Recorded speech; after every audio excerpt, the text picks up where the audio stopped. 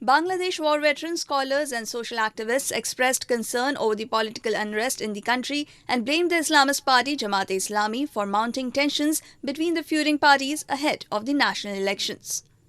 A socio-cultural organization held a seminar in Dhaka and discussed about the current political situation and the role of opposition, Bangladesh Nationalist Party, and Islamist forces.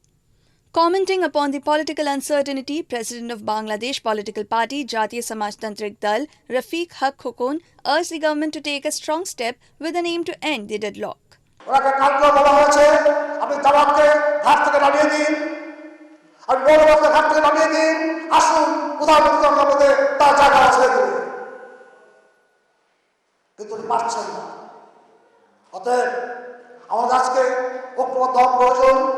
আমাদের আরো শক্তিশালী হওয়া প্রয়োজন। সব নির্বাচনের বড় কথা নয়, এই রাষ্ট্রটাকে ঠেকিয়ে রাখার জন্য, মুক্তিযুদ্ধের চেতনাকে বাঁচিয়ে রাখার জন্য, বাংলাদেশকে রক্ষা করার জন্য, স্বাধীনতার পতাকা রক্ষা করার জন্য আমাদের আগামীতে যারা নির্বাচন অংশগ্রহণ করতে তাদের ক্ষমতায় নেওয়া অবশ্যই প্রয়োজন, অবশ্যই প্রয়োজন, অবশ্যই প্রয়োজন। Speaking at the seminar, an Islamic scholar, Maulana Delwar Hussain Saifi, criticized Jamaat for misleading the people of Bangladesh in the name of Islam.